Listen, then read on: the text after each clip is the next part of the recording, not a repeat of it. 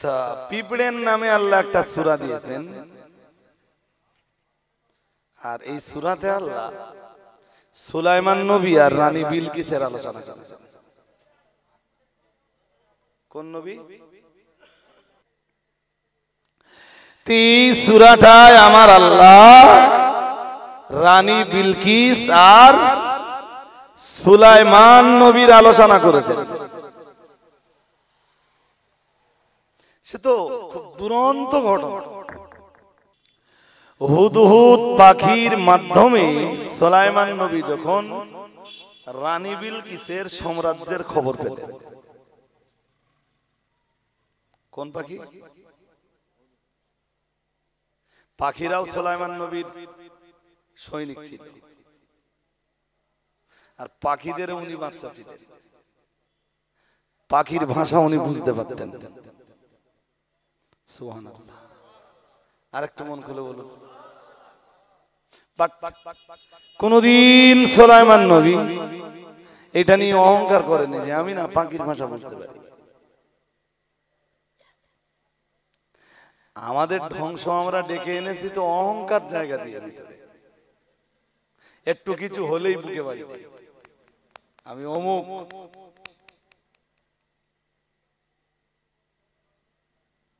মুহাম্মদ সাল্লাল্লাহু আলাইহি ওয়াসাল্লামের কাছে কেউ পরিচয় চাইলে তিনি বলতেন আমি আল্লাহর বান্দা এবং তার রাসূল। কি বলতেন? বলতেন আমি আল্লাহর গোলাম। কি বলতেন?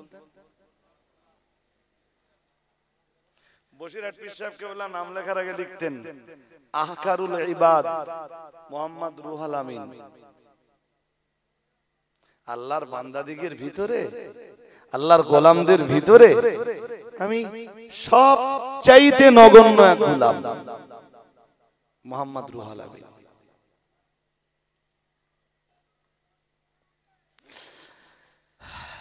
কোরআনের ব্যাপারে বক্তব্য পেশ করেছে আল্লাহ সূরা নামলেই বলেছেন উল্লিমনা মানতিকাত তাইর। সুলাইমান আলাইহিস সালাম বলতেন আমাকে দান করা হয়েছে মানতিকাত তাইরি, পাখি বা পক্ষী কুলের ভাষা বুঝবার ক্ষমতা। পাখিরা গাছে ওই যে ওরে কি বলে, পাখির ডাককে কি বলে? কলরব। পাখির ডাককে আরো কি বলে? পাখির যে গুঞ্জন বলে না, পাখির কলরব আমরা তো বুঝতে পারি না, সুলাইমান নবী বুঝতে পারতেন।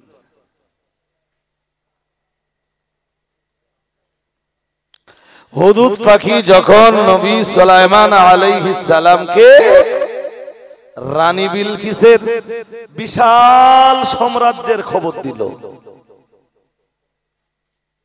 সুলাইমান নবী একটা চিঠি লিখলেন। এই যে মন দিয়ে শোনেন, এখানে আমার ওয়াজ না, সেই চিঠির বর্ণনায় কি ছিল জানেন? চিঠিতে বেশি কিছু লেখেন। চিঠিতে উনি বেশি কিছু লেখেননি, উনি লিখলেন ইন্নাহু মিন সুলাইমান, নিশ্চয়ই এই চিঠি সুলাইমানের পক্ষ থেকে। কার পক্ষ থেকে বলুন? সুলাইমানের পক্ষ থেকে আলাইহিস সালাম। ইন্নাহু মিন সুলাইমান ওয়া ইন্নাহু বিসমিল্লাহির রহমানির রহিম। চিঠি লিখছেন বল। এরপরে লিখলেন চিঠির মূল বয়ান কি? চিঠির মূল বয়ানে লিখলেন ফালা তাআলু আলাইয়া। রানী বিলকিসের কাছে চিঠি লিখছেন, শোনো তুমি আমার উপর বাড়াবাড়ি করো না, ওয়াতুনি মুসলিমিন, আর তুমি মুসলিম হয়ে যাও। আর একটু মন খুলে বলেন না কেন লিখলেন?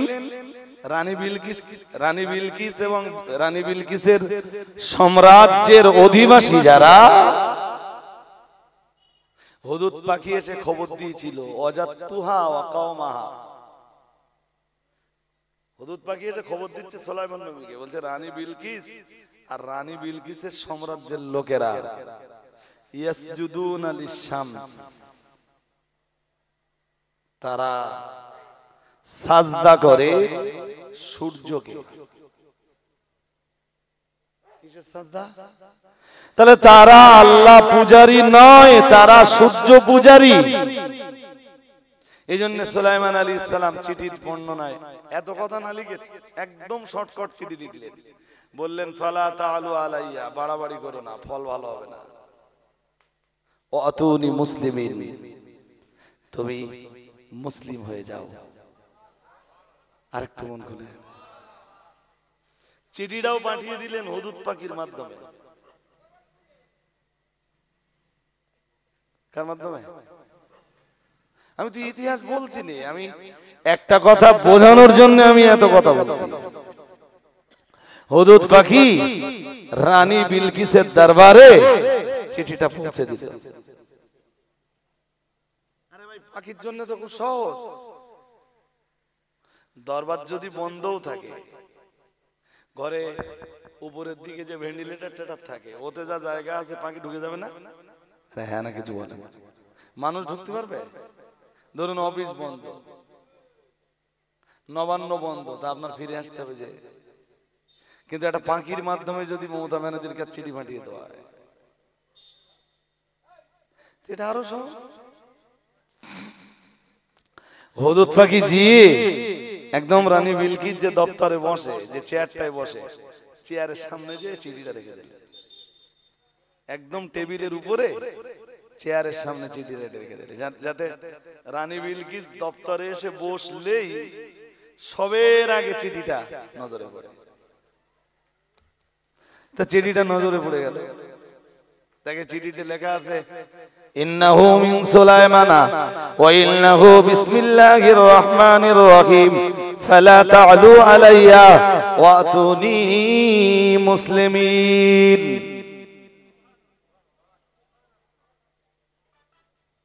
রানী বিলকিস চিঠিটা পাওয়ার পরে অনেক কথা ভাই, সব কথা আজকে তো আমার বলবার মতো অবকাশ নেই, তবুও আমি যেটুকু না বললে নয় সেইটুকু আপনাদের বলছি। রানী বিলকিস তার সভাসদকে ডাকলেন। সভাসদ মিন্স তার রাজদরবারে যারা যারা ছিল সবাইকে ডাকলেন। দ্যাটস মিন একটা মিটিং করলেন। মিটিংয়ে বললেন সুলাইমান নবীর দরবার থেকে, সুলাইমান আলাইহিস সালামের দরবার থেকে একটা চিঠি এসেছে। তিনি আমায় বলেছেন তুমি বাড়াবাড়ি করো না, আর তুমি মুসলিম হয়ে যাও। এখন আমি কি করব? সবাই যার যার মতো বলল। সর্বশেষ রানী বিলকিস সিদ্ধান্ত নিলেন, বললেন আমি আগে তাকে পরীক্ষা নেব। কি করব? কাকে পরীক্ষা নেবে? সুলাইমান নবীকে। তো কিভাবে পরীক্ষা নেবেন? কোরআন ওইটা বলছে, দেখেন। রানী বিলকিস বললেন ইন্নী মুরসিলাতুন ইলাইহিম বিহাদিয়াতিন, আমি তার কাছে হাদিয়া পাঠাবো, উপঢৌকন পাঠাবো, আমি নাজরানা পাঠাবো, বহু মালামাল পাঠাবো। এই মালামাল পাঠিয়ে আমি তাকে পরীক্ষা নেব। তিনি পৃথিবীর আরো 5 জন 10 জন 20 জন রাজা বাদশার মতো সাধারণ কোন রাজা বাদশা, নাকি তিনি রাজা বাদশা হওয়ার সাথে সাথে আল্লাহর প্রেরিত কোন মেসেঞ্জার বা নবী রাসূল? আমি এই পরীক্ষাটা না নিয়ে সিদ্ধান্ত নেব না। তো বললেন আপনি কেমনে পরীক্ষা নেবেন? বললেন কেন, আমি হাদিয়া পাঠাবো। তিনি যদি আমার প্রেরণ করা হাদিয়া, নজরানা, উপঢৌকন, মালামাল, টাকা পয়সা এগুলো যদি সাদরে গ্রহণ করেন, তাহলে বুঝবো উনি দুনিয়ার আরো 5 জন 10 জন 20 জন রাজা বাদশার মতো একজন রাজা বাদশা। আর যদি উনি আমার হাদিয়া গ্রহণ না করে ফিরিয়ে দেন, তাহলে আমি বুঝবো উনি সাধারণ কোন রাজা বাদশাহ না, উনি আল্লাহর প্রেরিত একজন দূত, পৃথিবীর একজন নবী কিংবা রাসূল। আরো আওয়াজ দিয়ে বলেন না। রানী বিলকিস প্রচুর উপঢৌকন পাঠালো, সোনা রূপা। শুনছেন নাকি? হ্যাঁ। আর এদের এই কি আলাপ আলোচনা হচ্ছে, হুদুদ পাখি সব শুনতে বলে, ও এসে আবার সুলাইমান নবীরে বলে দেবে।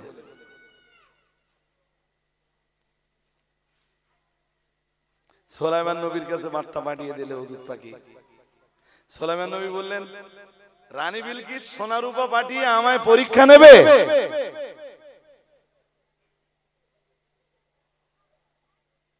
ঠিক আছে, ওরা হাদিয়া আনুক। সুলাইমান নবী তো পৃথিবীর শ্রেষ্ঠ এক ধনী। সুবহানাল্লাহ। আর একটু মন খুলে বলেন না। সুলাইমান নবী রাস্তা বানালেন, রাস্তা।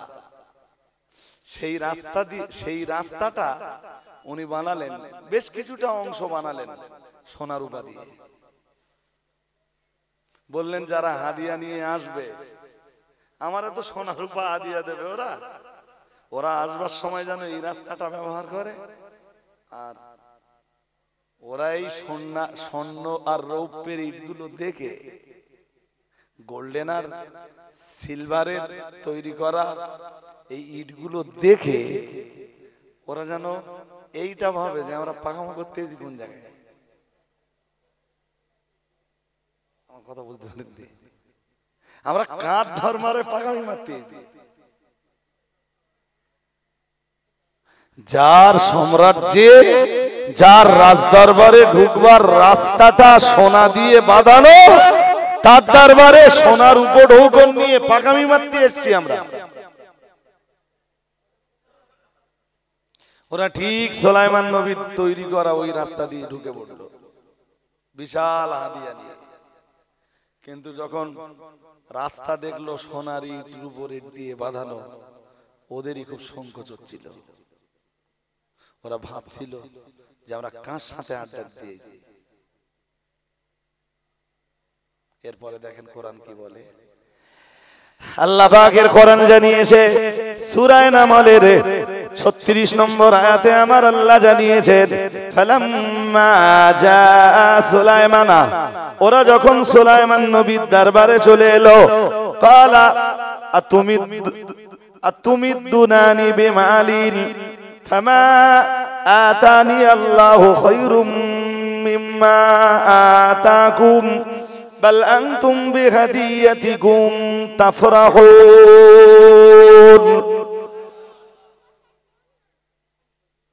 ওরা যখন সুলাইমান নবীর দরবারে এলো, সুলাইমান নবীর কাছে ওই উপঢৌকন গুলো যখন পেশ করতে চাইলো, সুলাইমান নবী বললেন, আমাকে পার্থিব সম্পদ দিয়ে প্রলোভন দেখাচ্ছ?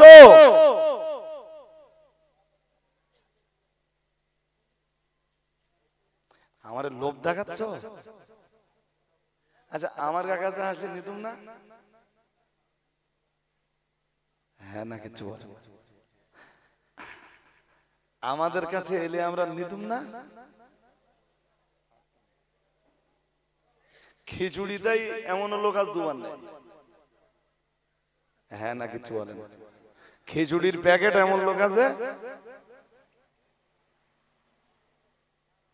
যে খিচুড়ির প্যাকেট একটা মজলিসে বসে দুবার নেয়। শীতকালে দুবার নেওয়া যায়, ও কি করে যায় জানে? শীতকালে সব চাদর টাদর পড়ে থাকে, একবার নে চাদরের মধ্যে ঢুকে দিলে আমার হাত পাতলা।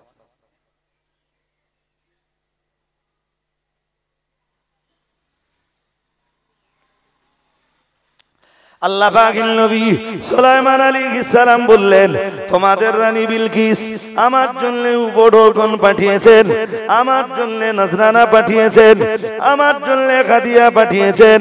না না না না না, তোমাদের রানী বিলকিসের পাঠানো এই উপঢৌকনে আমার কোনো ইন্টারেস্ট নেই, এই নজরানায় আমি কোনদিনের জন্য কামনা করিনি। আমি তো আমার চিঠিতে বলি দিয়েছি, ফালা তালু আলাইয়া, তুমি খবরদার খবরদার আমার উপরে যেন বাড়াবাড়ি করবা না। ওয়াতুনি মুসলিমিন, তুমি মুসলমান হয়ে যাও, আত্মসমর্পণ করো, তুমি আল্লাহর একত্ববাদকে মেনে নাও, সূর্য পূজা বন্ধ করে আমার আল্লাহর জন্য সাজদায় লুটিয়ে পড়ো। ও বাবাজিরা ভাইরা, আল্লাহর নবী সুলাইমান আলাইহিস সালাম সেদিন রানী বিলকিসের ওই প্রতিনিধিদেরকে ডাক দিয়ে বলেছিলেন, হে রানী বিলকিসের প্রতিনিধিরা, তোমরা আমায় প্রলোভন যেন দেখাবে না। ফামা আতানি আল্লাহু খায়রুম মিম্মা আতাকুম, তোমাদের সম্রাজ্ঞী রানী বিলকিস আমার জন্য যে নজরানা পাঠিয়েছেন, আমার জন্য যে নজরানা দিয়েছেন, ওই নজরানার তুলনায় আমার আল্লাহ আমার ভিতরে যে নবুয়াত এবং হিকমত দান করেছেন, আল্লাহ পাক আমায় যে নবুয়াত দান করেছেন, আল্লাহ আমাকে যে হিকমত দান করেছেন, ইলমিয়াত দান করেছেন, আমি আল্লাহর নবী সুলাইমান আমার কাছে তোমাদের সম্রাজ্ঞী রানী বিলকিসের পাঠানো ওই টাকা পয়সা, ওই সোনাদানা, ওই নজরানার তুলনায় আমার আল্লাহর দেওয়া নবুয়াত, আমার আল্লাহর দেওয়া হিকমত এবং ইলমিয়াতের মূল্য আমার কাছে অনেক বেশি। এই পর্যন্ত শোনার পরে মনে আছে বলেছিলাম, আর আর আজকে আর বলবো নি। বলো, রানী বিলকিস আর সুলাইমান নবীর মাঝে কি হলো, এই ইতিহাস তো বলতে বসিনি, একটা কথা বলে ফেলেছি, তাই সেই কথাটা বুঝিয়ে দিল। সুলাইমান নবী বলেছিলেন, আল্লাহর এত পছন্দ হলো সুলাইমান নবীর ওই কথাটা, যে আল্লাহ আমায় যে নবুয়ত দিয়েছেন, আল্লাহ আমায় যে হিকমত দিয়েছেন, আল্লাহ আমায় যে ইলমিয়াত দিয়েছেন, সেই ইলমিয়াতের তুলনায় রানী বিলকিসের পাঠানো উপঢৌকনের মূল্য কখনো বেশি হতে পারে না। এবার আপনারা কিয়াস করে বলুন কোরআনের, আপনারা এই আয়াত শোনার পরে আপনারা নিজেরা সিদ্ধান্ত নিয়ে বলুন, আলেমের এলেম বড় না আলেমের কাছে টাকা পয়সা বড়? সবাই বলেন এলেম বড়। আজকে সত্যি সত্যি কি আলেমের কাছে এলেম বড়? জোর করে বলেন, কি বড়? আমার এলেম থাকতে হয় থাক, যেতে হয় যাক, তোর গা 20,000 টাকা বুঝে দেওয়ার কথা, টাকা পেল, আমার এলমের কি হলো না হলো তোর কা চিন্তা?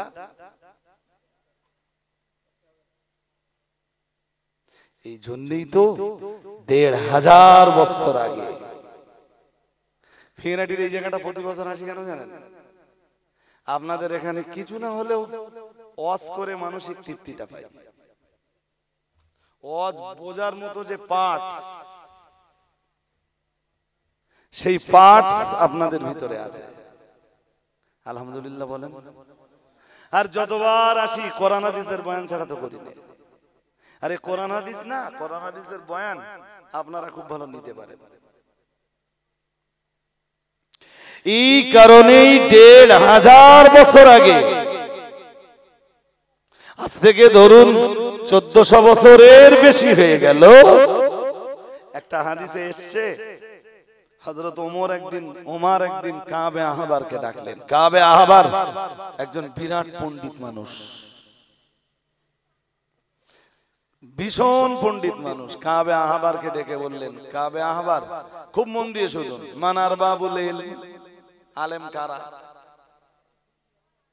তা আমাদের যদি কেউ জিজ্ঞেস করে আলেম কারা, তা আমরা কি বলবো? স্টেজে উঠে ওয়াজ করে যারা, এরা কি? এরা আলেম না বললে এরা রাগ করবে। এলেম থাকলেও আলেম বলা লাগবে, না থাকলেও। যেটা সূরা ফাতিহা পড়তে পারে ওটারও আলেম বলা লাগবে, যেটা সূরা ফাতিহা পড়তে না পারে ওটারও। আপনি দাওয়াত করে এনেছেন, তা আলেম বলবেন না মানে কি? আলেম শুধু আমার জানা আছে জানেন, হ্যান্ডবিলে মাইন্ডে নেন না জানো, কেউ যদি মাইন্ডে নেন আপনার দায় আপনার উপরে। হ্যান্ডবিলে লেখা আছে পীরজাদা অমুক, আমি নাম বলছি রে। এসে কি বলছে জানেন, বলছে বাবা পীরজাদা আর কতদিন থাকবো, আজও পীর হতে পারলুম না।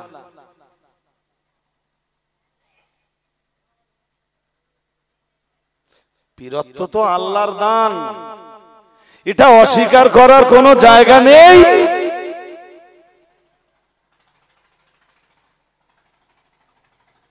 আমি তো দাওয়াত নেই, আর আমার লোকে যখন জিজ্ঞেস করে যে হুজুর আপনার নামটা হ্যান্ডবিলে কি লিখবো, তাহলে আপনি লেখেন মোহাম্মদ রাজব আলী গাজী। বলে হুজুর আর কিচ্ছু না, কিচ্ছু না, খুব যদি ইচ্ছা হয় পাশে একটুখানি লিখে দিতে পারেন পরিচালক খাদিজাতুল কুবরা বালিকা এতিমখানা ও মাদ্রাসা, মাদ্রাসার প্রচারটা হোক। আমার প্রচারের কোনো দরকার নেই। বৃক্ষ তোর নাম কি বলুন বলুন তো। নিজেরে আল্লাহর বান্দা বলে পরিচয় দিতে পারলে খুব খুশি হবে। আপনারা এক বছর লিখে দেখেন আমি রাগ করি কি? কোনোদিন রাগ করবো না তো। আমার নামটা নিয়েছেন, এর চেয়ে আর কি চাই? আরো যদি একটু লিখে দেন আল্লাহর গুলাম মোহাম্মদ রজব আলী গাজী, খুব খুশি হয়ে যাবে। কিংবা রসুলের উম্মত মোহাম্মদ রজব আলী গাজী, ব্যাস ভীষণ খুশি হই। এখন তো যারাই স্টেজে ওঠে কিছু জানলেও আলেম, না জানলেও আলেম, শুধু সূরা ফাতিহা পড়তে পারে না, আল্লাহ মাসে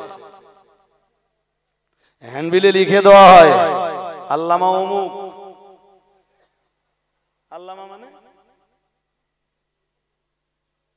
কথা বলে না, আল্লামা মানে হলো বহুত বহুত জাননেওয়ালা, বহুত একবার না বহুত বহুত জাননেওয়ালা। দ্যাটস মিন জ্ঞানের সাগর, এলমের দরিয়া। আমরা এলমের দরিয়া বলছি যারে, হয়তো সে সূরা ফাতিহা পড়তে পারে না। আল্লামা লাকাব তো দিয়েছিলেন ফুরফুরা শরীফের দাদা হুজুর কেবলা, বসিরহাট পীর সাহেব কেবলাকে। কোথায় জানেন? নবাবপুরের বাহাসের পর।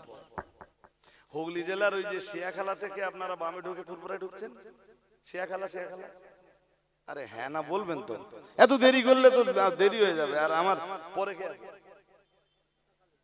ও মুসা কালিম সাহেব, এক্সিলেন্ট। তো আর আমার আজকে খুব তাড়া ভাই, এসছি তো প্রায় মিনিট 20 দেরিতে। তবে রাকিব সাহেবকে বলে নিয়েছিলাম যে আমি না যাওয়া পর্যন্ত আপনি প্লিজ মাইকটা যেন ছাড়েন না। আবার এই এখন ওয়াজ করছি তো এখনো কেউ না কেউ ভেতরে তাড়াচ্ছে আর কি।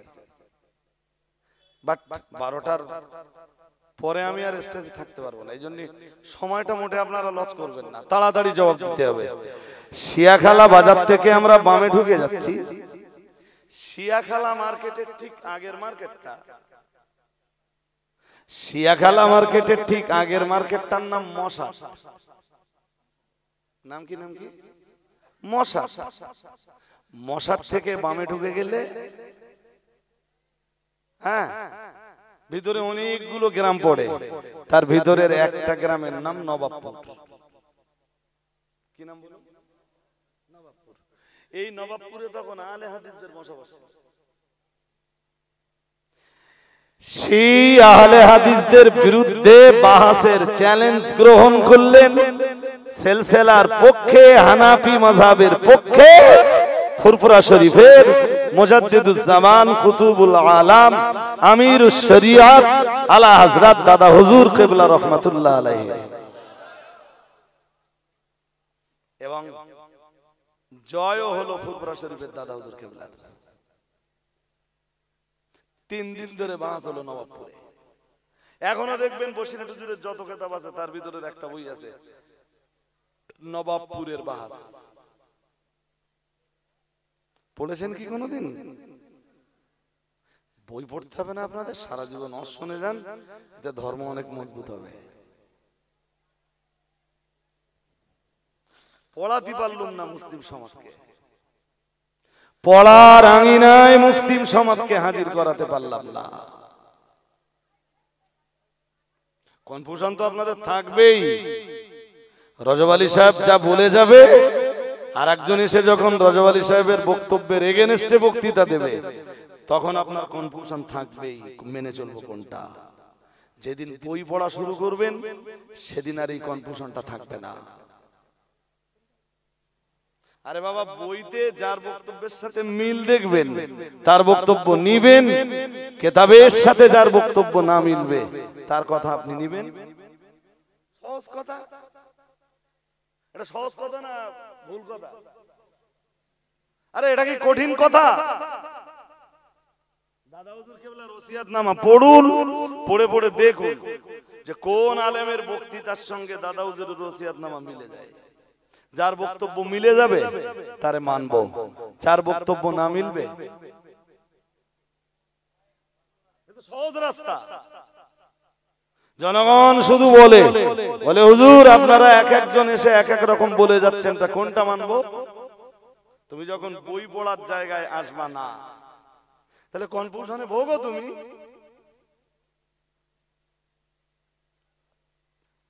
ছাড়ুন এসব কথা ভাই। হুগলি জেলার নবাবপুরে দাদা হুজুর কেবলা রহমাতুল্লাহ আলাইহি বাহাসের চ্যালেঞ্জ নিলেন। 3 দিন ধরে লামাজাবিদের এগেনস্টে বাহাস চলল। কদিন? জোর করে বলে না। 3 দিন ধরে বাহাস চলল। এই বাহাসে 3 দিন পরে জয় হলো ফুরফুরা শরীফের দাদা হুজুর কেবলা রহমাতুল্লাহ আলাইহি।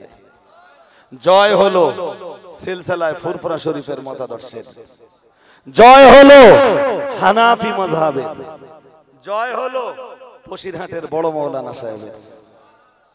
3 দিনের এই বাহাসে প্রধান তার্কিক মানে সিলসিলায় ফুরফুরা শরীফের পক্ষ থেকে, মুবাহিস হানাফি মাযহাবের পক্ষ থেকে, দাদা পীর কেবলার পক্ষ থেকে যারা যারা বিতর্কটা করবেন তাদের ভিতরের প্রধান বিতর্ককারী বসিরহাটের বড় মাওলানা আল্লামা হিন্দ রোহাল আমিন রহমাতুল্লাহ আলাইহি। খুশির খবর না? বসিরহাট হুজুর কেবলার এলেম মাপবার মতো যন্ত্রপাতি ছিল না, আজও নেই। আজও নেই। এই সন্ধ্যাবেলায় বসিরহাট হুজুর কিতাব পড়ছিলাম। লামাজাবিদের বিরুদ্ধে মুখ খুলবেন, বসিরহাট হুজুরের কিতাব ছাড়া মুখ খোলার কোনো কায়দা? কিয়াম বিরোধীদের এগেনস্টে মুখ খুলবেন, যারা কিয়ামকে বেদাত বলে আর কিয়ামকারীদের জাহান্নামী বলে, তাদের এগেনস্টে কখনো মুখ খুলতে গেলে বসিরহাট হুজুর কেবলার কিতাব ছাড়া কোনো রাস্তা? মেজলা হুজুর কেবলার লেখা কিতাবের ভিতরে পাবেন, পাবেন না বলবো না, অস্বীকার করবো না, আমি বলছি আছে। মুফতি আজম মেজলা হুজুর কেবলা রহমাতুল্লাহ আলাইহি তিনিও এ ব্যাপারে ভূমিকা নিয়েছেন। বসিরহাট হুজুর কেবলা জীবনে বহু বাস করেছেন আলে হাদিসদের বিরুদ্ধে কেতনা কিতাব লিখেছেন। এরা মোটা মোটা কিতাব, বুরহানুল মুকাল্লিদিন, কামিউল মুফতাদিঈন, ফিরকাতুন নাজিদ, দাফিউল মুফসিদিন। সুবহানাল্লাহ বলে না? কাদের বিরুদ্ধে লেখা? ঈদ ও নারী, সব তো লামাজাবিদের বিরুদ্ধে লেখা। আজকে আবার লামাজাবিরা মাথা চাড়া দিচ্ছে, আমরা কিচ্ছু করতে পারছি না।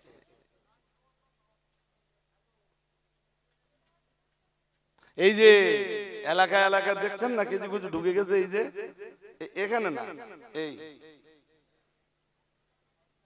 ঢুকতেছে না, ঢোকে না। আর কথা বলেন না কেন? এরা কারা?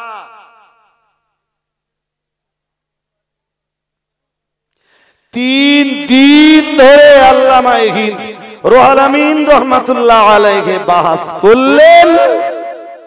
3 দিন পরে লামাজাবিরা বাহাসের ময়দান ছেড়ে পালিয়ে চলে গেল। ওই বাহাসের ফলাফল ঘোষণা দেওয়ার জন্য উঠে দাঁড়ালেন ফুরফুরা শরীফের পীর সাহেব কেবলা। ফুরফুরা শরীফের পীর সাহেব কেবলা বললেন আজকের বাহাসের জয় আহলুস সুন্নাহ ওয়াল জামাতের জয়। বললেন আজকের জয় হানাফি মাযহাবের জয়, আজকের জয় সিলসিলায়ে ফুরফুরা শরীফের মতাদর্শের মানুষদের জয়, আজকের জয় ফুরফুরার আবু বকর সিদ্দিকী ওয়াল কুরাইশির জয়, আজকের জয় বসিরহাটের রুহুল আমিন সাহেবের জয়। ওই বাহাসে দাঁড়িয়ে ফুরফুরা শরীফের পীর সাহেব কেবলা বসিরহাট পীর সাহেব কেবলাকে আল্লামা বলে ঘোষণা দিয়েছিলেন। কি বলে ঘোষণা দিয়েছিলেন? আল্লামা, বহুত জাননে ওয়ালা, বহুত জাননে ওয়ালা। সুবহানাল্লাহ বলুন। আর একটু আমার তো মনে হয় বসিরহাট হুজুরের কিতাব যখন পড়ি আমি, আল্লাহু আকবার, যখন বাহাসে দাঁড়াতেন না, কিতাব না খুলে উনি দলিল দিতেন, মানে দলিলগুলো সব মুখস্থ এবং পৃষ্ঠা নাম্বার বলে দিতেন। কিতাব খুললে ঠিক ওই পৃষ্ঠায় দলিল পাওয়া যাবে। যারা কিতাব বেচে দিচ্ছে ওরা নিচে বসে কিতাব বাঁচতে বাঁচতে মাওলানা রুহুল আমিন সাহেবের দলিল দেওয়া হয়ে যাচ্ছে, একদম পৃষ্ঠা নম্বর ধরে। একটা আয়াতের পক্ষে মনে করেন 20 খানা তাফসীরের দলিল দিচ্ছেন। কত? 20 খানা তাফসীরের দলিল। কিতাব খুলতে খুলতে হুজুরের একদম ইবারাত সহ দলিল পেশ করা হয়ে গেছে।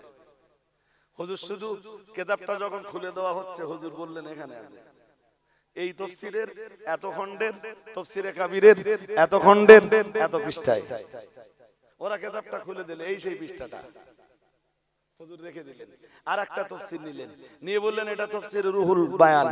রুহুল বায়ানের এত নম্বর খণ্ডের কোরআনের এই আয়াতের এই তাফসীরে এই লেখা আছে। কি লেখা আছে হুজুরের ওটা দেখে পড়ার গল্প না, হুজুর কেবলার এটা মুখস্থ। দাদা পীর কেবলা নিজেই বলেছিলেন আল্লাহ আমাকে ইলমে লাদুন্নি দান করেছেন, আমি ইলমে লাদুন্নির ওই ফয়েজ রুহুল আমিন সাহেবকে দিলাম।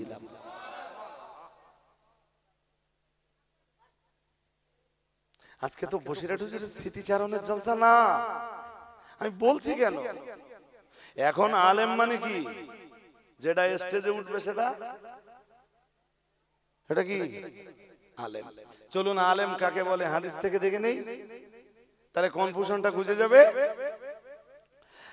আল্লাহ পাকের নবী সাহাবী হযরত ওমর রাদিয়াল্লাহু তাআলা আনহু কাবে আহবারকে জিজ্ঞেস করলেন, হে কাবে আহবার তুমি আমায় বলো না মান আরবাবুল ইলমে, পৃথিবীতে আলেম নামের উপযুক্ত কারা, আলেম বলে গণ্য কারা, আলেম নামে কাদেরকে দাঁড় করানো যায়, আলেমের কাতারে কাদেরকে দাঁড় করিয়ে দেওয়া যায়। ও বাবাজি রে ভাইরা, হযরত কাবে আহবার রাদিয়াল্লাহু তাআলা আনহু এক বিন্দু বিসর্গ দেরি না করে হযরত ওমরের প্রশ্নের জবাব দিয়ে বললেন, কালা আল্লাযীনা ইয়ামালুনা বিমা ইয়ালামুন। কাবে আহবার বললেন আলেম নামের উপযুক্ত তারা ইলম অনুযায়ী আমল করে যারা। আর একটু মন খুলে বলেন, ইলম আছে আমল নেই ওটা আলেম না। শুনছেন নাকি? কি আছে?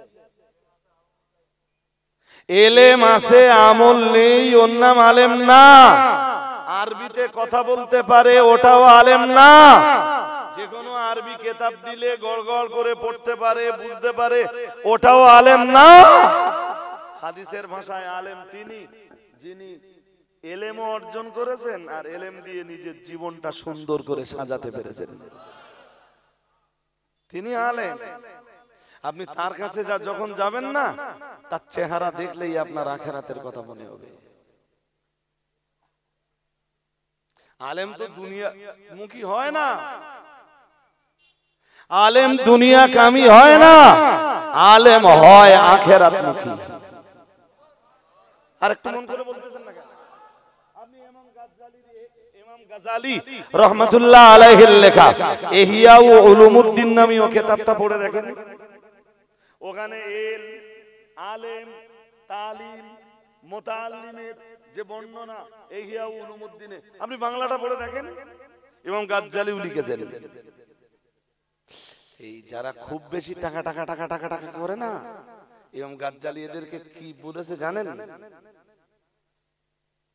আলেমানা টুপি পড়ার পরেও, আলেমানা জামা গায়ে দেওয়ার পরেও যারা খুব বেশি দুনিয়ার লালচে পড়ে গেছে, ইমাম গাজ্জালী এদের লিখেছেন উলাইকা কুত্তাউত তারিকি আলা হাদিহিল উম্মাহ। ইমাম গাজ্জালী লিখেছেন এরা এই উম্মতের জন্য ডাকাত।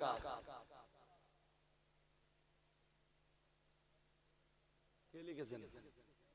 আরে জোর করে বলতেছেন না কেন? ঘুম পাচ্ছে নাকি আপনাদের? কি ঘুম ঘুম ভাব? আমি আমার হজের জায়গায় আবার কামব্যাক করব। জি, উলাইকা কুত্তাউত তারিক, এরা এই উম্মতে মুহাম্মাদির জন্য কি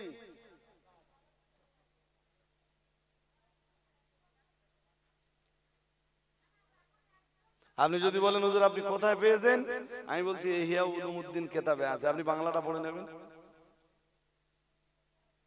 পড়ে দেখুন না আমার সঙ্গে মেলে কিনা। যদি মিলে যায় আমার কথা নিবেন তো, আর যদি মিলে না যায় আমার কথা নিতে হবে না। আমি মজার কথা বলি এবার একটা, ইহয়া উলুমউদ্দিনের আরবি ভার্সনটাও পড়েছি, ওর বাংলা ভার্সনটাও। বাংলাটা আমি পুরোপুরি পড়ি, যখন দরকার হয় আমার এতেও লোড করা আছে ইহয়া উলুমউদ্দিন। দুরন্ত কিতাব তো, ইমাম গাজ্জালী পৃথিবীর শ্রেষ্ঠ আলেম একজন। সুবহানাল্লাহ বলুন, আর একটু মন খুলে বলুন। ইসলাম নাস্তিকদের এত চাপ দেশ জুড়ে, ইসলাম ডুবে যাবার পথে, সেই সময় আল্লাহ ইসলামকে জিন্দা করার জন্য পৃথিবীতে পাঠালেন ইমাম গাজ্জালী রহমাতুল্লাহ আলাইহির মতো মহামনীষীকে। আর উনি এসেই তো ইসলামকে আবার, জি, ইসলামকে আবার জিন্দা করে ফেললেন। আমি ব্যাখ্যা দেওয়ার অবকাশ পাবো না ভাই লম্বা করে। আলেমকে এলেমও আছে, জোরে বলুন, এলেম আছে আমল নেই, সেটা আলেম কথা বলে না, আরবিতে কথা বলতে পারে, আমল নেই। হাজিরিনে মজলিস মনে রাখুন, লম্বা করে ব্যাখ্যা দেওয়ার মতো অবকাশ নেই। চলুন আরো একটা এগিয়ে যাই। কাবে আবার জবাব দিলেন আল্লাযীনা ইয়ামালুনা বিমা ইয়ামালুন, যারা ইলম অর্জন করেছেন, ইলম এবং ইলম দিয়ে নিজের জীবন সুন্দর করে সাজিয়েছেন, দুনিয়ার ওই মানুষগুলো আলেম নামে পরিচিত। ও বাবাজিরা ভাইরা, হযরত ওমর রাদিয়াল্লাহু তাআলা আনহু আবার কাবে আহবারকে জিজ্ঞেস করলেন, এ কাবে আহবার, ফামা আখরাজাল ইলমা মিন কুলুবিল উলামা। আমি হাদিস বলছি না, গল্প শোনাচ্ছি। তা আপনাদের মনোযোগ আছে না ঘুমিয়ে পড়তেছেন? মনোযোগ বাড়ান প্লিজ। আমি গল্প করা মানুষ নই, হাদিস শোনাচ্ছি। হযরত ওমর আবার জিজ্ঞেস করলেন, বললেন, এই কাবে আহবার, আরেকটা সওয়াল আছে, আরেকটা কোশ্চেন আছে। বলে কি কোশ্চেন হযরত ওমর বললেন, জি জনাব, আরেকটা কোশ্চেন ছিল, আলেমের অন্তর থেকে ইলম বেরিয়ে যায় কখন? প্রশ্নটা বুঝেছেন কি? আলেমের অন্তর থেকে ইলম বেরিয়ে যায় কোন কারণে? কাবে আহবার জবাব দিচ্ছেন হযরত ওমর। কে ওমর? দ্বিতীয় খলিফা মুসলিম জাহানের হযরত ওমর কে জবাব দিচ্ছেন, কাল আত-তামা। আল্লাহ পাকের নবী, আল্লাহ পাকের হাবিবের সাহাবী হযরত ওমরের প্রশ্নের জবাবে কাবে আহবার রাদিয়াল্লাহু তাআলা আনহু জবাব দিয়ে বললেন, কাল আত-তামাউ, আলেমের অন্তরে লালচ যখন জায়গা পায়, লোভ যখন জায়গা পায়, আলেম যখন দুনিয়া লোভী হয়ে যায়, আলেম যখন দুনিয়া কাঙ্গাল হয়ে যায়, তখন আলেমের অন্তর থেকে ইলম বেরিয়ে যায়। বলুন নাউজুবিল্লাহ। আর একটু জোর করে বলেন। হাজিরিনে মজলিস, আমি কামব্যাক করব। আমি এই যে বিষয় নিয়ে ওয়াজ করছি, এসব প্রসঙ্গ নিয়ে ওয়াজ করতাম আজ থেকে 8 বছর 9 বছর 10 বছর আগে।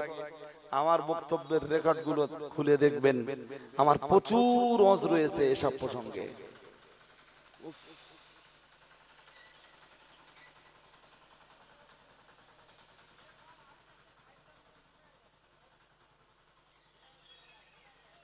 এরা মনে আছে দোকান টোকান দেয়, হ্যাঁ হ্যাঁ, এই যারা চলে যাচ্ছে দোকান টোকান দেয়, তা এর ভিতর দিয়ে দিয়ে রুজি রুটি হয়। এটা না করলেও আল্লাহ রুজি রুটি দেবে অন্যভাবে। তবে যদি সব সম্ভব হয়, পসিবল হয় না, পসিবল হয় বলে না, এটা সম্ভব বানাতে হবে আপনাদের।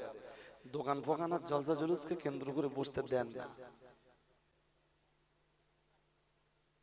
যারা দোকানদার আছে, দোকানদার ভাই, ওরা হয়তো আমার উপর একটু রাগ করবে, তোদের ভাই অন্য পদ্ধতিতেও আল্লাহ রুজি রুটি দিতে পারেন, পারেন না পারেন।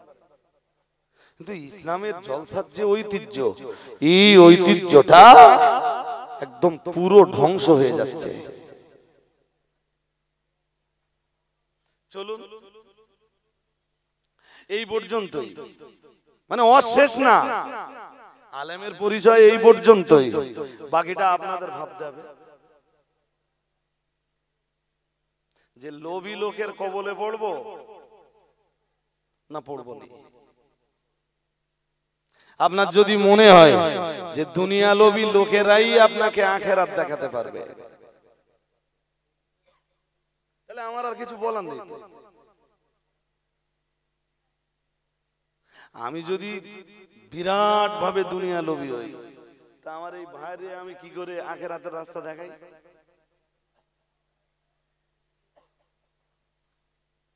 আমি স্টেজে বললাম দুনিয়ার লোভ করো না, দুনিয়ার রসে রসে যেওনি বাবু, দুনিয়ার মজায় মজে যেওনি, দুনিয়ার খেলায় মেতে উঠুনি বাবু। সামান্য এই কদিনের দুনিয়ার জন্য আখেরাতটাকে ধ্বংস করে দিও না বাবু। স্টেজ থেকে নেমেই গাড়িতে যেয়ে বসলাম, বারিক ভাই যে কিছু টাকা হাতে ধরিয়ে দিলে, বলে হুজুর যেটা দেবো বলেছিলাম 2000 টাকা কম দিয়েছি, টাকাটা ছুঁড়ে ফেলে দিল। বাবা ওয়াদা খেলাপ করুনি, যেটা ওয়াদা করেছিলে পুরো বুঝে দাও। এতক্ষণ ওয়াজ করলাম কি আর আমি গাড়িতে যেয়ে করছি? আরে এতক্ষণে আমার ওয়াজের বয়ানেই তো ছিল দুনিয়ার রসে রসে যেওনি, দুনিয়ার মজায় মজে যেওনি, আখেরাত অভিমুখী হও বাবা।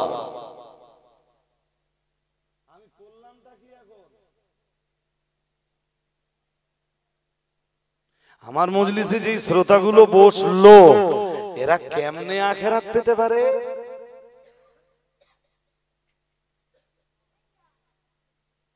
খুব অসুবিধা হচ্ছে নাকি? আরে হ্যাঁ না জোর করে বলতে হবে। যদি কারোর কিছু বলার থাকে বলে ফেলেন, পরে সকালবেলা যে কোন কোন করবেন তাই তো সেই তো যদিও তবুও, এটা কোনো প্রশ্ন নেই। আমি যা বলেছি কোরআন হাদিসের আলোকে বলেছি, আপনি কেটে দেন। কোরআন হাদিসের যে তথ্যগুলো পেশ করেছি আপনি পারলে কেটে দেন, পারবেন না। আর যখন পারবেন না, তখন আমার এগেনস্টে একটাই রাস্তা আছে, অযথা কিছু গালিগালাজ করে নিজের জন্য জাহান্নামটা জোগাড় করা। চলুন, রাসূলকে জিজ্ঞেস করলো আকসাম ইবনে সাইফের দুই প্রতিনিধি, মনে আছে না নেই? হ্যাঁ না কিছু বলেন? হ্যাঁ, আকসাম ইবনে সাইফের দুই প্রতিনিধি আমাদের রাসূলকে জিজ্ঞেস করলো, বলল আপনি কে, আপনার পরিচয়? হাজিরিনে মজলিস মনে রাখুন, প্রিয় নবী মুহাম্মদুর রাসূলুল্লাহ সাল্লাল্লাহু আলাইহি ওয়াসাল্লাম নবী আমার নিজের পরিচয় দিয়ে বললেন, আনা মুহাম্মদ ইবনে আব্দুল্লাহ। প্রিয় নবী মুহাম্মদুর রাসূলুল্লাহ সাল্লাল্লাহু আলাইহি ওয়াসাল্লাম পরিষ্কার ভাষায় বলে দিলেন, আমি আব্দুল্লাহর বেটা মুহাম্মদ। নবী আমার নিজের পরিচয় আবার ব্যক্ত করে বললেন, ওয়া আনা মুহাম্মদুর রাসূলুল্লাহ সাল্লাল্লাহু আলাইহি ওয়াসাল্লাম, আমি শুধু আব্দুল্লাহর বেটা মুহাম্মদ নই, আমার আরেক পরিচয় হলো আমি মুহাম্মদুর রাসূলুল্লাহ সাল্লাল্লাহু আলাইহি ওয়াসাল্লাম। আল্লাহ পাক রব্বুল আলামিন আমাকে तमाम দুনিয়াবাসীর জন্য নবী রাসূল করে পাঠিয়ে দিয়েছেন। ও বাবাজিরা ভাইরা, আজ আমি লম্বা করব না, চলুন বিষয়বস্তু শুধু বুঝিয়ে দেই। আকসাম ইবনে সাইফের দরবার থেকে আসা এই দুইজন প্রতিনিধি আমার নবীর দরবারে দাঁড়িয়ে আবার প্রশ্ন করলো, ইয়া রাসূলুল্লাহ, ইয়া হাবিবাল্লাহ, হুজুর আরো একটা প্রশ্ন আছে। নবী আমার বললেন, সেটা 2 নম্বর প্রশ্ন। প্রথম প্রশ্নের জবাব আমি তোমাদের দিয়ে দিয়েছি, এবারে বলো তোমাদের দ্বিতীয় প্রশ্ন কি? ওরা আমাদের নবীকে জিজ্ঞাসা করলো, ফামা ইনদাকা ইয়া রাসূলুল্লাহ, ইয়া হাবিবাল্লাহ, হুজুর কি রয়েছে আপনার কাছে? অথবা ওমা আনতা, হুজুর আপনি কি, তার মানে আপনার কাছে কি রয়েছে? আপনি কিসের প্রচার করেন মানুষের কাছে? দয়ার নবী মুহাম্মদুর রাসূলুল্লাহ সাল্লাল্লাহু আলাইহি ওয়াসাল্লামকে আকসাম ইবনে সাইফের 2 জন প্রতিনিধি এসে যখন এই প্রশ্নটা করলো, রাসূলুল্লাহ নিজের টাকা পয়সার কথা বললেন না, নিজের জমি জায়গার কথা বললেন না, নিজের ঘর বাড়ির কথা বললেন না। আল্লাহ পাকের নবীকে যখন জিজ্ঞেস করা হলো, কি আছে আপনার কাছে?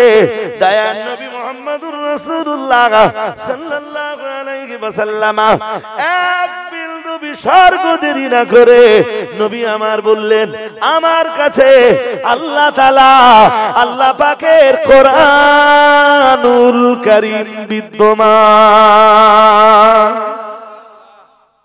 কি আছে?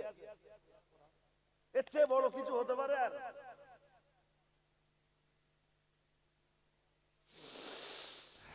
আকসাম ইবনে সাইফের প্রতিনিধিরা বলল, আপনার কাছে কোরআন আছে? নবী বললেন, শুধু কোরআন আছে তাই না, বললেন এই কোরআনের ভিতরে এমন আয়াত আছে যে একটা আয়াত সর্বজনীন। সুবহানাল্লাহ বলেন। আর কথাটাই তো বুঝতে পারেননি, তা সুবহানাল্লাহ বলবেন কেন?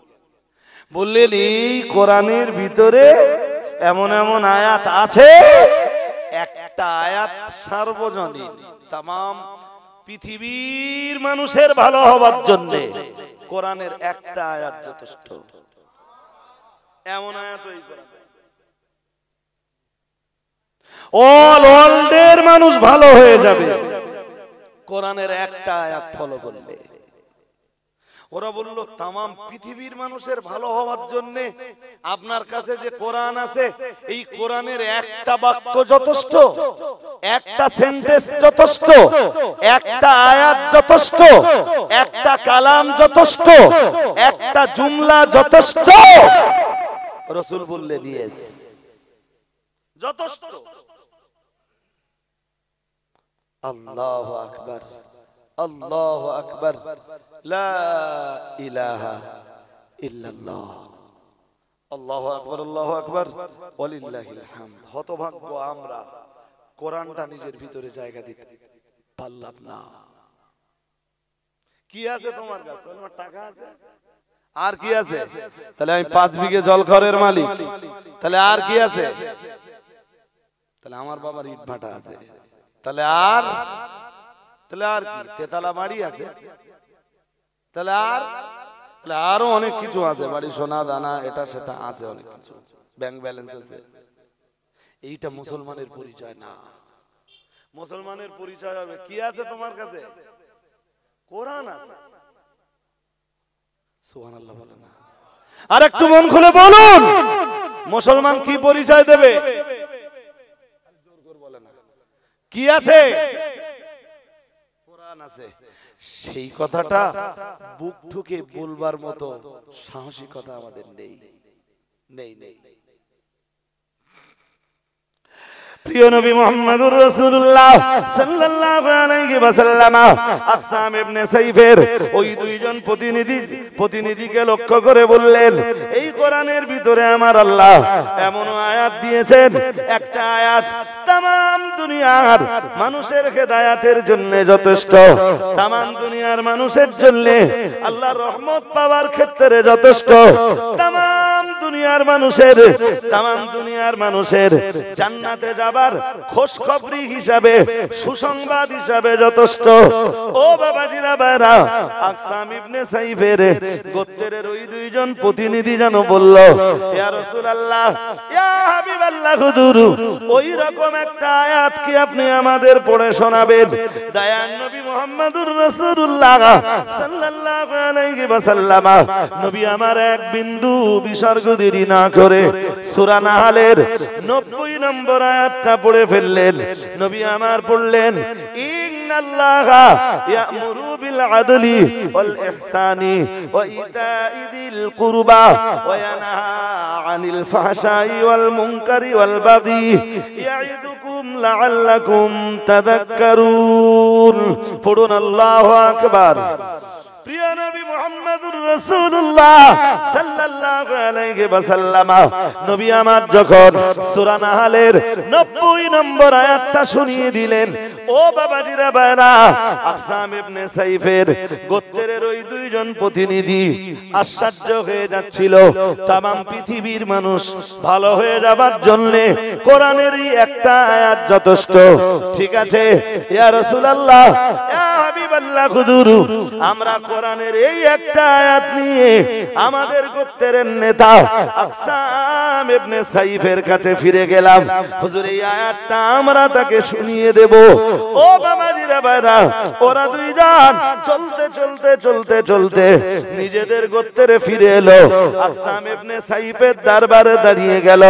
আকসাম ইবনে সাইফকে ডাক দিয়ে বলল, হুজুর জনাব, হে আমাদের গোত্রপতি, আপনি নিজে মুহাম্মদুর রাসূলুল্লাহ সাল্লাল্লাহু আলাইহি ওয়াসাল্লামের দরবারে না যে আমাদের দুইজনকে আপনি প্রতিনিধি করে পাঠিয়ে দিয়েছিলেন।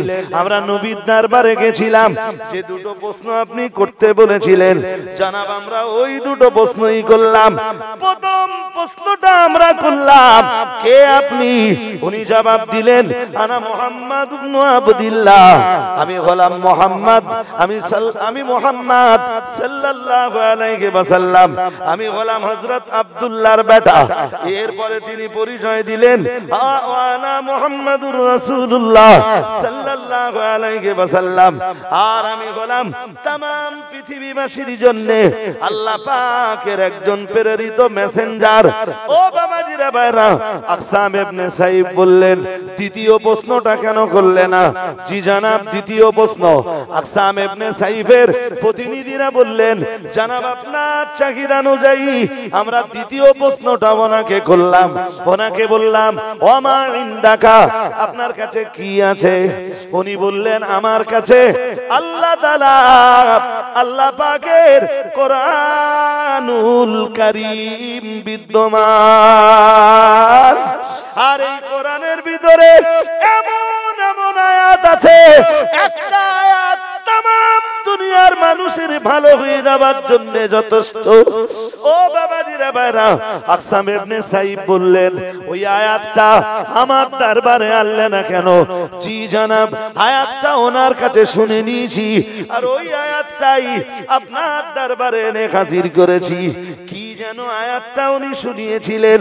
আকসাম ইবনে সাইফের প্রতিনিধি দুইজন হুজুরকে জবাব দিল, তাদের নেতাকে জবাব দিল, জি জনাব, উনি কোরআনুল কারীমের সূরা নাহলের 90 নম্বর আয়াতটা পড়ে দিলেন, ইন্নাল্লাহা ইয়া'মুরু বিল আদলি ওয়াল ইহসানি ওয়া ইতা'i যিল কুরবা ওয়া ইয়ানহা আনিল ফাহশাই ওয়াল মুনকারি ওয়াল বাগি ইয়া'iদুকুম লাআল্লাকুম তাযাক্কারুন।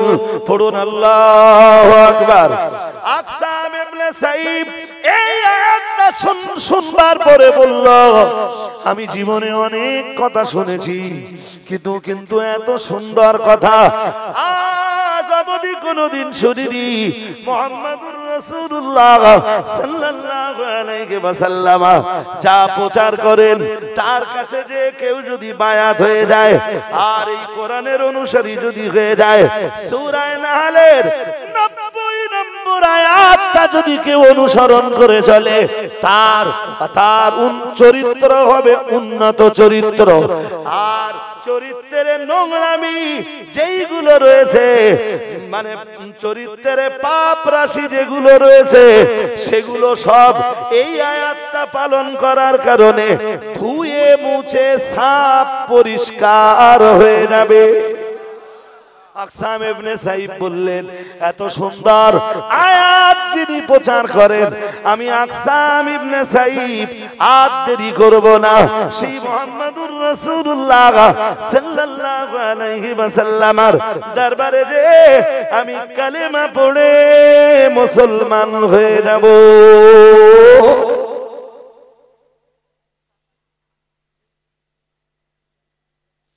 সূরা নাহলের এই 90 নম্বর আয়াত শুনে আকসাম ইবনে সাইব কালেমা পড়ে মুসলমান হয়ে গিয়েছিলেন। বলেছিলেন মুহাম্মদ সাল্লাল্লাহু আলাইহি ওয়াসাল্লাম যা প্রচার করে বেড়ায় তা মানুষকে উন্নত চরিত্র গড়তে সাহায্য করে, আর মানুষের চরিত্রে যে নোংরামি আছে, হ্যাঁ, মুহাম্মদ সাল্লাল্লাহু আলাইহি ওয়াসাল্লাম যে কোরআন প্রচার করেন, এই কোরআনের মাধ্যমে মানুষের চরিত্রের নোংরামি সব দূর হয়ে যায়। মানুষ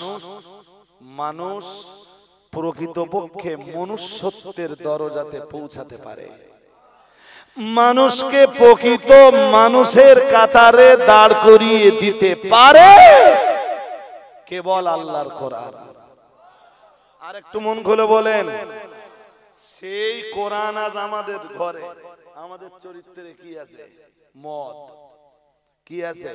সুদ, কি আছে? জেনা, কি আছে? জোয়ান ছেলেগুলোর কি আছে?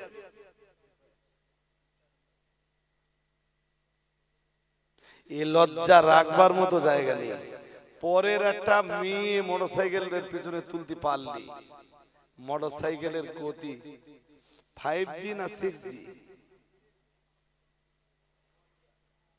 স্পিড 8G কবে আবিষ্কার হবে জানি না, তবে ওর গতি আর দেখে গেল। আর আপনি তো পুলিশ ডিপার্টমেন্টের লোক, যখন আপনি তো ভালোই খবর রাখবেন যে থানায় এসব ব্যাপারে কি হয়। হ্যাঁ না, কিছু বলেন না কেন? কিছু বলবেন তো। আপনারা এত স্লো হয়ে গেলেন কেন?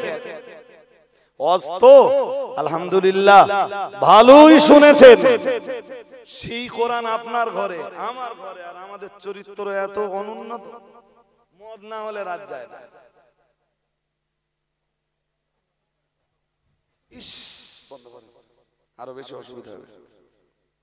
আজকে এমনি একটু গরম পড়তে রাত্রে, ঠান্ডা একটু কম না দুদিনের তুলনায়? গতকালও খুব বেশি ঠান্ডা ছিল না, কিন্তু গত পরশু আবার বলুন আমার তো ঠান্ডা লেগেছিল। তা সেইভাবে এমনি গায়ে যে খুব বেশি কিছু পরা আছে, একটা গেঞ্জি আছে আর এই জামা, আর এটা ছিল, এটা তো খুলে দিছি, এটা রেখে দেই, ঠান্ডা বেশি লেগে গেলে একটু গায়ে দেই। এটা কি জানেন? খুব ভালো একটা জিনিস, জানেন কি বলেন তো? কোন চাদর টাদর না, ওই আমাদের দেশের হাজিরা সাদা, একদম সাদা ধবধবে কাপড় নিয়ে যায় না এহরাম হিসেবে, আর সৌদিরা এই এহরাম ব্যবহার করে। হাত দেখেন কি সুন্দর সফট। আমি ওখানে যে দুটো এহরামের কাপড় কিনেছিলাম 23-এর হজে, দুটো না, এক সেট কিনলে দুটো হয়, দু সেট কিনেছিলাম। তা বাড়ি এনে ওই যারা যারা পছন্দ করলো একটা করে দিয়ে দিলাম, আর লাস্টে এইটা আমার জন্য রেখে দিলাম। ছেলে বললো মাদ্রাসায় যাওয়ার সময়, জামিয়াতে যাওয়ার সময় বললো, আব্বু আমি একটা লে যাবো, তুই নিয়ে যাবে একটা। আর দুটো কার কার দিয়েছিলাম মনে নেই, আর এই একটা নিজের জন্য হালকা ঠান্ডার জন্য রেখে দিয়েছি। এ পরে আমি এহরামও এই ওমরাও করেছি এই পরে ওখানে। আলহামদুলিল্লাহ, আপনারা অনেক ভালো মানের শ্রোতা। আমি এসে যখন দেখছিলাম লোকজন কম, আমার মনে হচ্ছিল যে আমি বসলে মজলিস ইনশাআল্লাহ আবার ভর্তি হয়ে যাবে। সত্যি শ্রোতা হিসাবে আপনারা প্রশংসা রাখেন। আমি বলছি, কোরআন যখন আপনার ঘরে, ভিতরে কোরআনটাকে একটু জায়গা দেন। এর আগের বছরও মনে হয় বলে গেছি যে কোরআন ভিতরে জায়গা দেন, কোরআন ছাড়া। গতবার বোধহয় ফিলিস্তিন নিয়ে আলোচনা করেছি, রাইট? তার আগের বছর বোধহয় কোরআন দিয়ে হজ করেছিলাম, কোরআন দিয়ে। না তার সূরা কাউসার তার আগের বছরে কোন এক বছরে আমি কোরআন নিয়ে ওয়াজ করেছিলাম যে সবাই হাতে কোরআন তুলে নেন। একটু মনে করে দেখুন, সূরা কাউসারের গল্প তো আমার মনেই আছে। আমার জীবনে কোনোদিন এই মিনাকা থানায় আপনাদের এখানে 3 ঘন্টার বেশি সময় ধরে সূরা কাউসার নিয়ে যে আলোচনা করেছিলাম, ওই আলোচনা আমার জীবনের সেকেন্ড কথা আমি আর করিনি।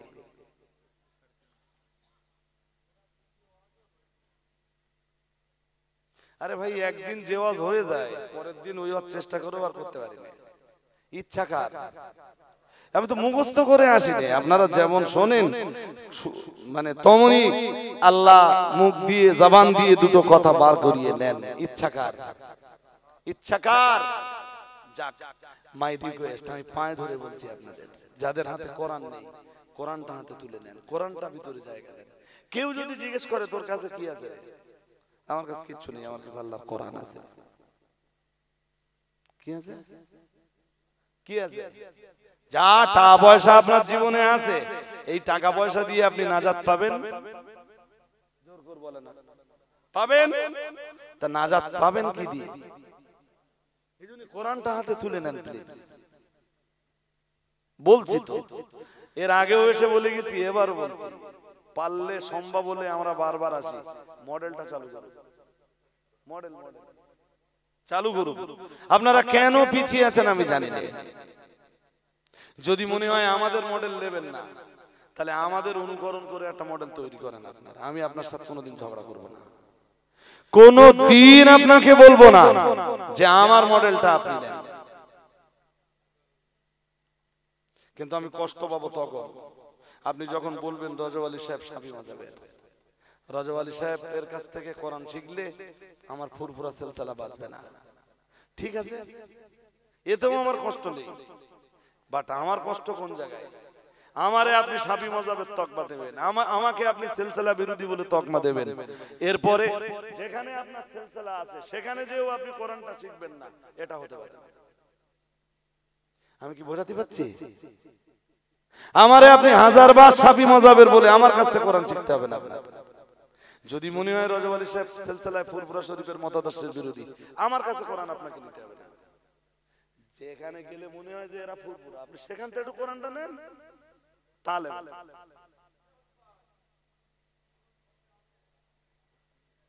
জি রাসূল পাকের উপরে কোরআনুল কারীমের সূরা নাহলের 90 নম্বর আয়াতটা যেদিন নাযিল হলো, কত নম্বর আয়াত? কথা বলে না, আমি বক্তব্য শেষের দিকে, তো আমি এই আয়াতের তাফসীর আজকে বলতে পারবো না। দ্যাটস মিন এই যে ধারণাগুলো দিলাম, এই ধারণাগুলো নিয়ে আপনাকে বাড়ি যেতে হবে। ও তাফসীর জানার জন্য আবার এক মজলিস লাগবে ইনশাআল্লাহ, আয়েন্দা সাল। আর একটা কথা তো বলবো যেটা খুব ভাইটাল কথা, কথাটা হলো সূরা নাহলের এই 90 নম্বর আয়াতটা নাযিল হওয়ার পর রাসূলুল্লাহ এই আয়াতটা নিয়ে ওলীদ বিন মুগিরাকে শোনালেন। মনোযোগ আছে আপনাদের নাকি? পিছনে বাচ্চাদের চিল্লাচিল্লি পাচ্ছি, এটা বন্ধ হলে ভালো হয়। 90 নম্বর সূরা নাহলের 90 নম্বর আয়াতটা নাযিল হওয়ার পর রাসূলুল্লাহ কি বলেছি, কার কাছে গেলেন? ওলীদ বিন, কে সে জানেন? কে? কথা কয় না। যে বলেছিল রাসূলুল্লাহ জাদুকর, নাউজুবিল্লাহ, আর একটু জোর করে বলেন। যে নবীরে তকমা দিয়েছিল জাদুকর বলে, যে ওলীদ বিন মুগিরা আমাদের নবীকে বলেছিল ইন্নাহু লামাজনুন, নিশ্চয়ই মুহাম্মদ সাল্লাল্লাহু আলাইহি ওয়াসাল্লাম, ও বলেছিল মুহাম্মদ পাগল। নাউজুবিল্লাহ, বলুন না নাউজুবিল্লাহ। সাল্লাল্লাহু আলাইহি ওয়াসাল্লাম ওই বলেছিল নবীর জাদুকর, ওই বলেছিল নবী পাগল।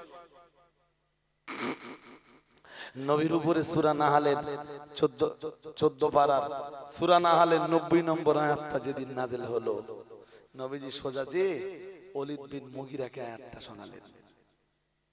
কি বলেছিল জানেন ওলীদ বিন মুগিরা সেদিন?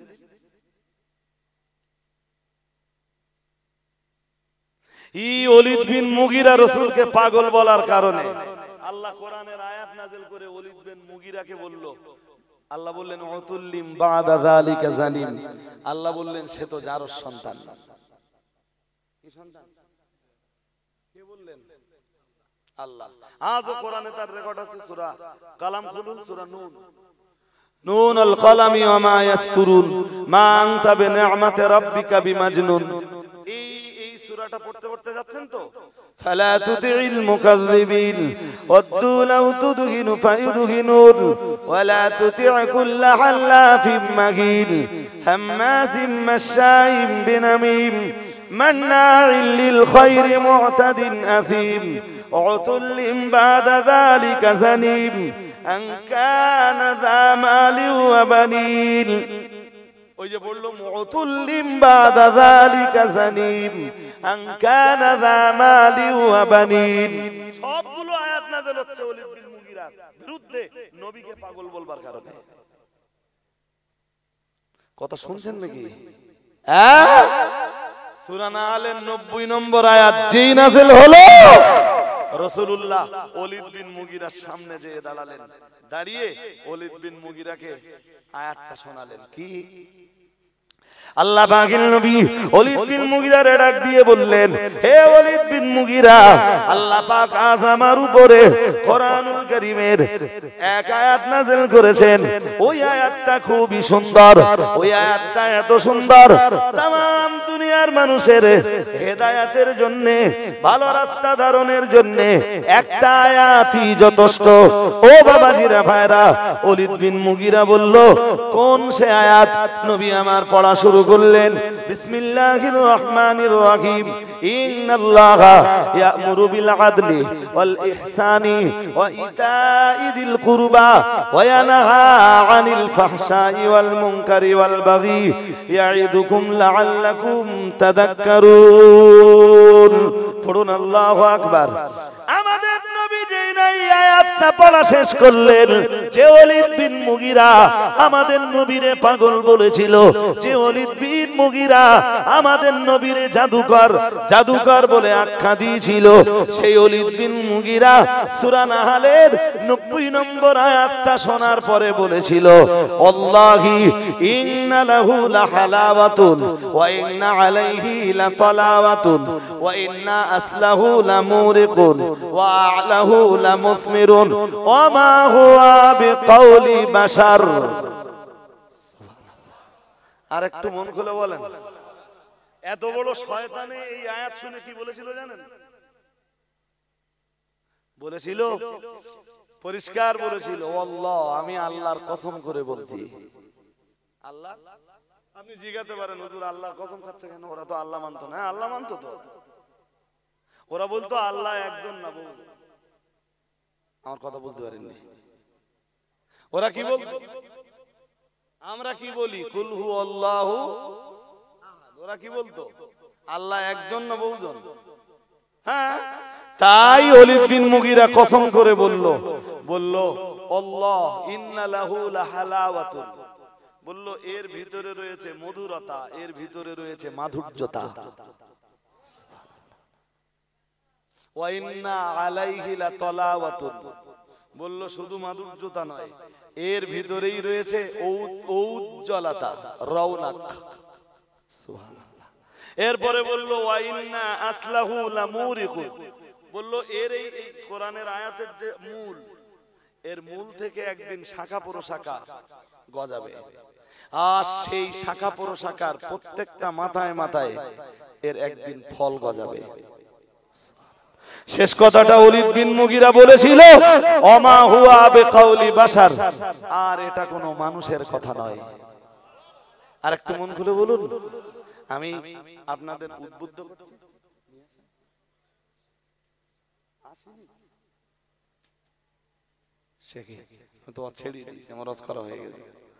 আলহামদুলিল্লাহ। তো আমি একদম শেষ লগ্নে পৌঁছে গেছি। অনেক মানুষ আছে, আখিরি দোয়া না করে যাবেন না, এটা আমার দাবি। আমাদের হাফেজ মোহতারাম মুসা কালিম সাহেব হুজুর আছেন, তিনি আখিরি দোয়া মোনাজাত করবেন। ওনার কাছে দুটো কথা আপনাদের শুনতে হবে। আর এই যেটা আমার হাতে দেখছেন, ওয়াজ ফিঙ্গিরাটিদের কাছে আবার যখন আমি আসতে পারবো, এসে ইনশাআল্লাহ এসে গেছে, ও নিয়ে আসে। তো আবার সুযোগ হলে আমি আপনাদের কাছে আসবো, বললেই বারিক ভাই আছে, হাফেজ সাহেব আছে, হ্যাঁ। তো এই লোক সারা বছর ফোন টোন করে না, বলো আমার কাছে। আর আমার মাদ্রাসায় যাওয়ার কথা ছিল, গিয়েছিলেন? শুন দেখেন, আমি খুব ভালোবাসি বলো মানুষটারে, জানেন না? হ্যাঁ সাহেব সারা বছর যোগাযোগ রাখে আমার সাথে, বারিক ভাইয়ের সাথে কথা হয় না একেবারে বলা যাবে না, কবি কবি হয়, কবি কবি। তো আল্লাহ ভাইকে ভালো রাখুন, আপনারাও ভালো থাকুন, হাফেজ সাহেব ভাইও ভালো থাক, জলসা কমিটির ছেলেরাও ভালো থাক। উঠবেন না, উঠবেন না।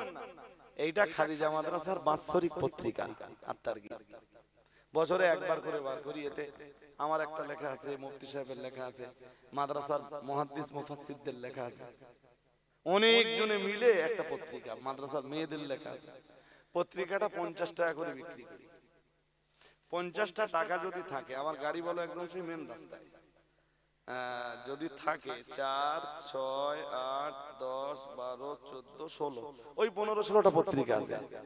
50টা টাকা যদি থাকে আপনার কাছে, তো এইটা আমার আর আপনি ফিরিয়ে এলে জাতি বলেন না। 15-16 জনে এই পত্রিকাগুলো নিয়ে ফেলুন, এতে আমার কোনো লাভ নেই ভাই। কিছু লাভ থাকলে সেটা মাদ্রাসা, হয়তো 30 টাকা আমার খরচ হয়েছে, 20 টাকা লাভ হলে ওই লাভের টাকাটা মাদ্রাসা পাবে। প্লিজ একটু, এই ছোট ভাই তুমি একটু ঘুরে বিক্রি করে দাও ভাই, যাও, আল্লাহ ভালো করুক তোমার, আমি দোয়া করি। হ্যাঁ হাফেজ সাহেবের তুমি সদস্য হয়েছো, খাদিজার হয়েছো তো। আর একটা কথা বলছি, ফিঙ্গেরাটির মানুষ আমার এত ভালোবাসেন, তা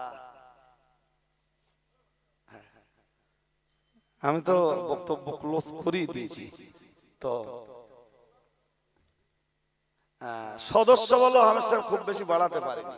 আসলে হাফেজ সাহেবের কি দোষ, আপনারা যদি সদস্য না হন, 100 টাকা দেবেন বছরে আমাদের হাফেজ সাহেব ভার কাছে, আপনারা সবাই খাদিজা মাদ্রাসার জন্য মেহেরবানি করে একটা করে সদস্য হবেন। একটু ইনশাআল্লাহ বলুন দিন। আর ওই পত্রিকা কটা আমার জন্য ফির গেলে জাতি না হয়। ছোট ভাই তোমার পত্রিকাটা লেছো তুমি, আর বিক্রি করতে করতে তোমারটাও বিক্রি করে ফেলো না জি। তো এই 15-16টা পত্রিকা এনেছিলাম, এটা আপনারা একটু কিনে নেন। ত্রুটি বিচ্যুতি বেয়াদবি ক্ষমা করুন। হাফেজ মোহতারাম ভাই মুসা কালিম সাহেব হুজুর এসেছেন, তিনি আমি তো আপনাদের কাছে খুবই পরিচিত আর বিরাট ঘনিষ্ঠ, তা ওনার মুখের কিছু আলোচনা শুনবেন, আখিরি দোয়া মোনাজাত করে তারপরে আজকের এই মজলিসে একটু তাবারুক নেবেন। তাবারুক কি দেবেন? আলহামদুলিল্লাহ বিরিয়ানি, বিরিয়ানি আমার তো শুনে খেতে ইচ্ছা আছে, না টাইম নেই আমাদের, টাইম নেই। তারপরে এক সময় দেখা যাবে না কি করা যায় নাকি। হ্যাঁ আসলে ভাই বিরিয়ানি নাম শুনলে আমার ভয় হয়। আমার খাওয়া দাওয়া খুব লাইট, আলহামদুলিল্লাহ খুব ভালো আছে, খুব ভালো আছে। এই যে সারা রাত জাগা, সারাদিন স্কুল করা, ভালো আছি। দোয়া করুন আপনারা ভালো থাকুন। আপনি গেলে মিনা খাতে টাইম লাগে না, 10-15 মিনিট লাগবে, যদি যাবেন আমার ওখানে দেখা করে আসবেন। হ্যাঁ ত্রুটি বিচ্যুতি ক্ষমা করুন, আবার দেখা হবে ইনশাআল্লাহ। ওয়া আখিরু দাওয়ানা আনিল হামদুলিল্লাহি রাব্বিল আলামিন।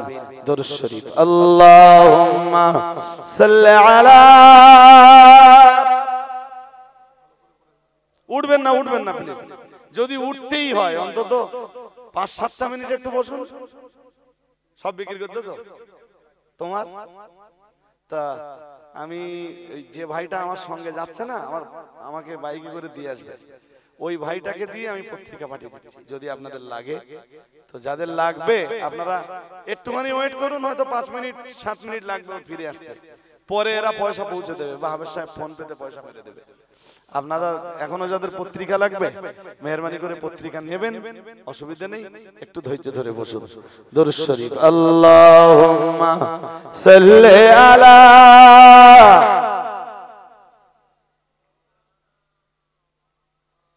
ওয়া আলা আলি সাইয়্যিদিনা। আরো আওয়াজ দিয়ে পড়েন না, আওয়াজটা বড্ড দুর্বল হয়ে গেছে। আল্লাহুম্মা সাল্লি আলা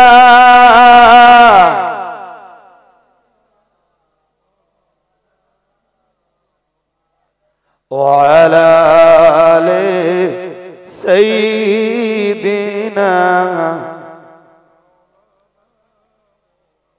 কোথায় আছেন দয়ার নবী,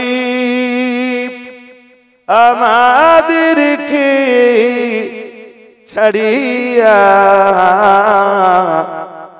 খিলা পাবে আপনি ছাড়া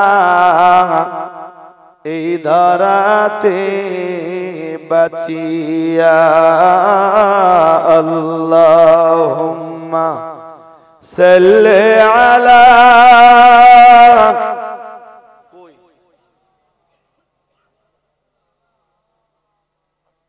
ওয়া আলা আলি সাইয়্যিদিনা। একটু কালেমা জিকির করুন, লা ইলাহা ইল্লাল্লাহ,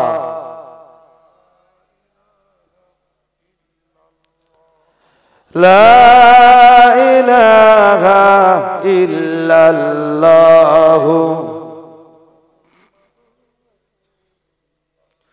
আমার হৃদয় খেতে বীজ বুনেছি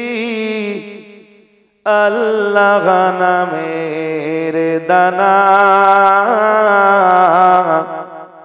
চারা হয়ে ধরবে যে ফল, ফলবে 16 আনা।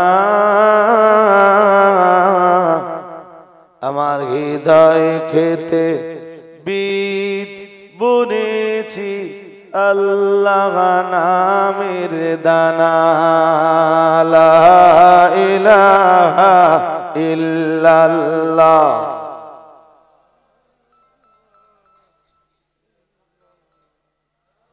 হ্যালো,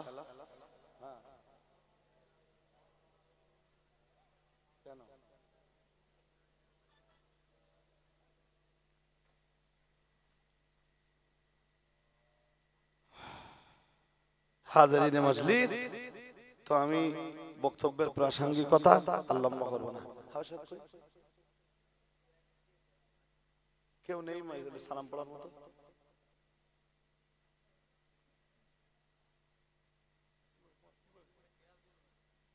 আমার টাইম নেই তো, আমার এমনি টাইম লস আসে। দাউদ শ্বশুর বাড়ি জানেন, জামাই যদি দেরি করে সবাই রাগ করবে, গোষ্ঠী শুদ্ধ সেই ভাগজোলা না তুলে যাবো।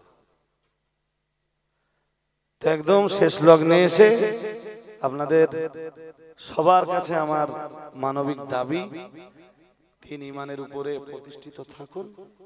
আল্লাহ আপনাদের প্রতি করুণা নাযিল করুন।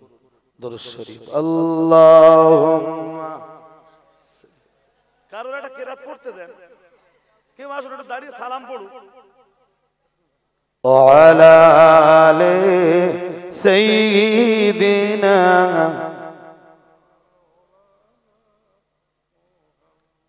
اللهم صل على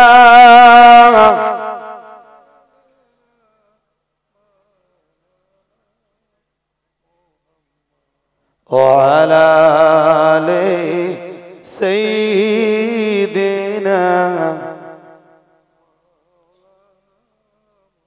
12:05 আল্লাহুম্মা। এই ছোট ভাই তুমি এটা কিরাত পড়ো না, এসো। ও পারবে না, মানসা পড়ে না। এই তুমি মানসা পড়ো তো এসো, আরে এসো না। ততক্ষণে একটা কিরাত শুনুন। মুসা কালিম সাহেব আসছেন হুজুরের কাছে, ওয়াজ নসিহত শুনবেন, অন্তর খুলে আবার পড়ুন। আল্লাহুম্মা।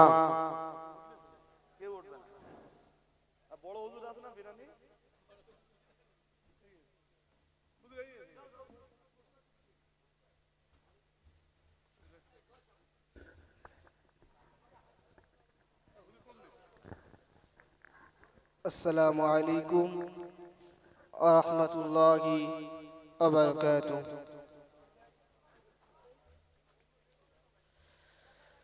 أعوذ بالله من الشيطان الرجيم